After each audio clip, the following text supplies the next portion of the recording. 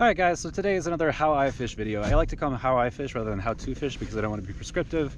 A lot of people have different styles of fishing, and especially for lingcod, there's quite a bit that works. Basically anything flashy, wiggly, smelly, anything that's a bit like a fish and the lingcod's fish, they're gonna bite it. So I don't know if it matters a ton like what actual bait you use. What I'm presenting today is essentially just the way that I do it. I do catch fish, you know. I wouldn't rate myself an expert, but pretty much every time I go out, I at least catch, you know, 1 or 2 lingcod. Now, one thing that's kind of important about these fish is that they cohabitate with rockfish, and particularly yellow eye rockfish. And because of that, you're actually legally required to have things called descending devices. So this is a descending device that I use for basically water under 100 feet, and this is a descending device that I use for basically water over 100 feet.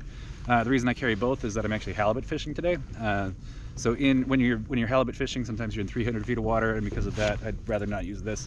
The reason I don't just bring this one is that you sometimes have to poke a hole in the fish's mouth. I realize that we're fishing, you know, and we use hooks and we poke, you know, fish in the mouth, but it's still better if you can not poke them in the mouth, especially like a small rockfish. It's kind of better not to. Now, the reason that this is actually a legal requirement is especially because of the yellow eye rockfish. The yellow eye rockfish are an endangered species, and the main reason that they're endangered is that they're actually very long-lived. So I think it takes them about 20 or 30 years to even reach sexual maturity, and they can actually live to be 150 years old, which is completely insane if you think about it.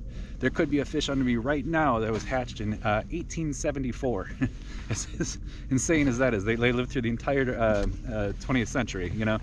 Now I will say, you know, you might be fishing in 30-40 feet of water and you're like, oh yeah, there's no way that I'm going to cause barrel trauma to a rockfish. That's actually not true. I've definitely caused barrel trauma to rockfish in as little as about 30 or 40 feet. I fully don't understand how or why it happened, but it has happened. So I do make sure to keep this device on the ready even when I'm fishing in shallow reefs like I will be today. So let's start going into like how to fish for lingcod. So about 90% of lingcod fishing actually happens on shore. So you're going to be using a computer or your phone or something like that. And what you're going to be looking at is something called a bathymetry map, right? You want to get a sense of the underwater layout before you go fishing, because you don't want to just like be scanning the bottom for rocks and hoping that one somehow, you know, miraculously pops up. It probably won't, right? So what you do is scan the bottom for structure. You're looking for basically any kind of disturbance in the bottom. So some good ones are wrecks. So this is an underwater wreck that's kind of in the Ballard area. You know, it's a good fishing spot. The issue with wrecks though is that they're kind of small. So especially on a kayak, what that means is you're gonna have to send your bait down, you're gonna drift over it for about 3 minutes, and then you're gonna need to reset, right? So you're gonna be doing these three minute runs of drift, reset, drift, reset, drift, reset. And that's okay. But what I really like to target the most is rock reefs, so like natural rock reefs. And to find these, you're basically looking for what looks like scarring on the bottom of the ocean. So this is really what I'm looking for. The reason I like this so much is that you can essentially drift one way with the current, right? So if the current's going out, you'd start on this side and basically go this way, and then use basically the incoming current to redrift the same spot again. So you can actually fish for like 2-3 hours without even really pedaling and keeping your bait on the bottom.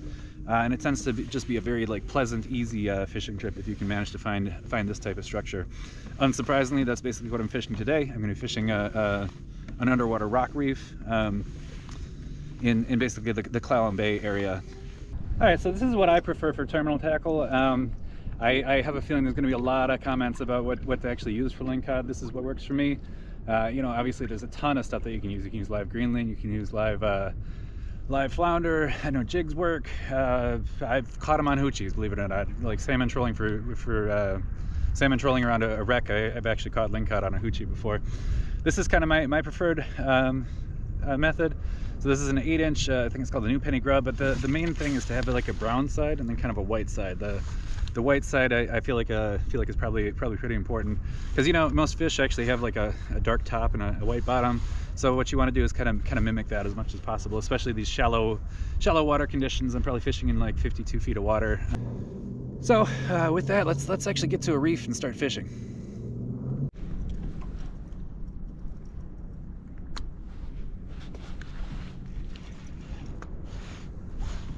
Oh, fish! Ah, jeez.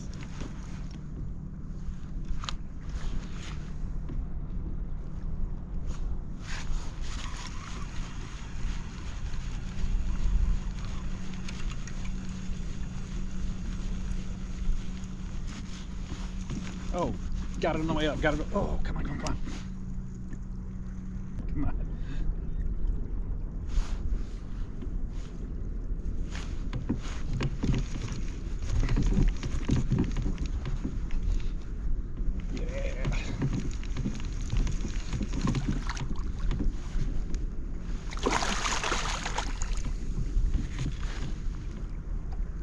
Ah, this is a little heartbreaking.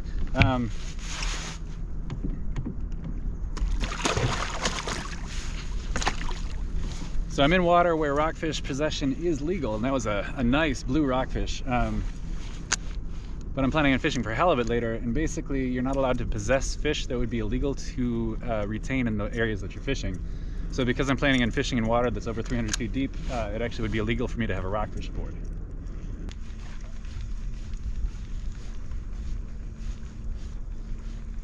And it really seems to be stimulating a bite today to actually bring the presentation up and down.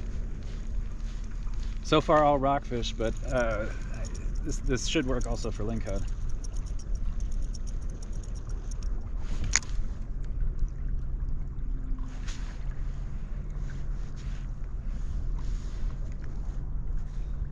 You never know what you're going to get with bottom fish. Right off the bottom. And head shakes. Okay. Ah, this is feeling lingy. This is feeling lingy.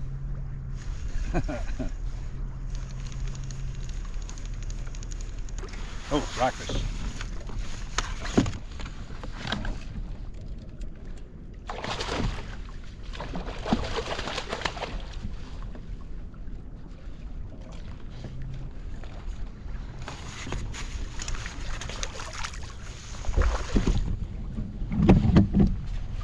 Let's just take a little look at this guy.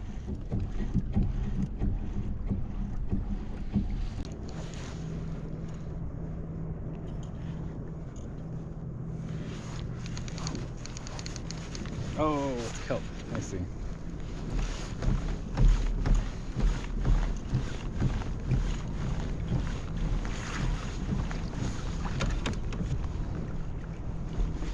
But yeah, that's my preferred way of dealing with snags. Pretty much go in the opposite direction of where you came.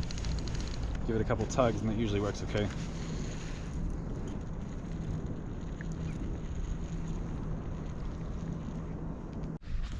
Okay.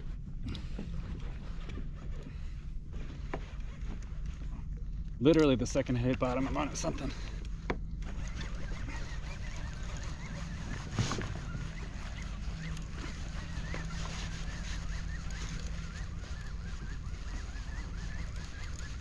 Got off.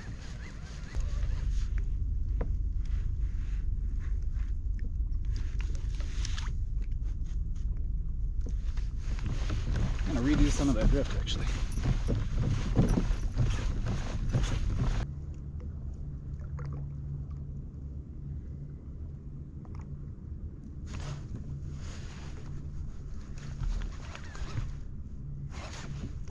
Oh yeah, fish on. Oh, yellow tail rockfish. It's not a yellow eye, it's a yellow tail. I have some mean chompers on them, so I'm not gonna mess with them too much. They're also not very sensitive to barotrauma, so I can just release it pretty easily. But that's a yellow tail rockfish. Yep, no problem.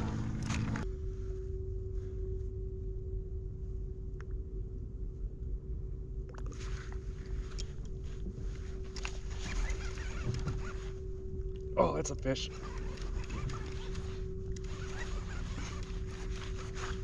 Let me try and get a good hook set on it. Oh, that's a fish.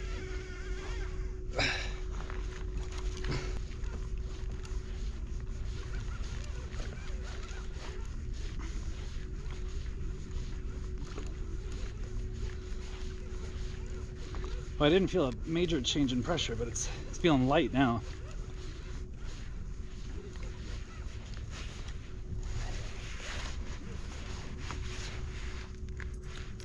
Oh, good LINGCOD.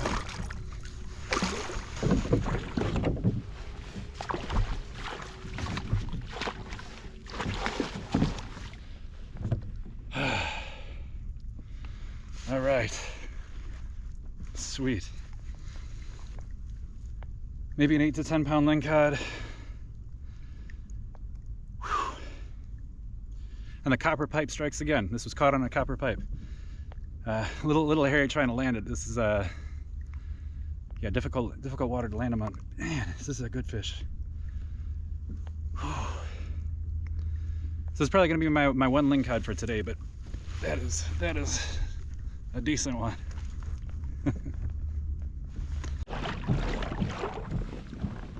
All right, unfortunately the tide's starting to come in, you know, it's starting to get a little stronger current, which makes it a harder fishing spot.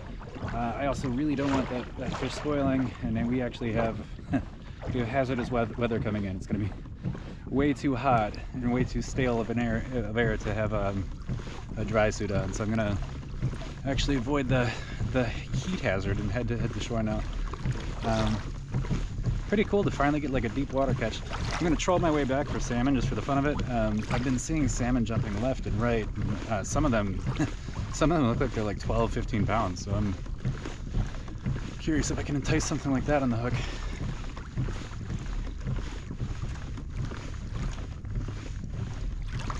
I have a feeling this is going to be a shaky rod in just a second. There it is. Oh, that's funny.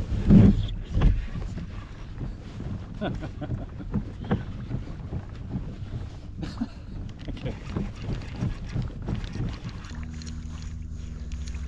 It's been borderline painful to not get a salmon rod in the water.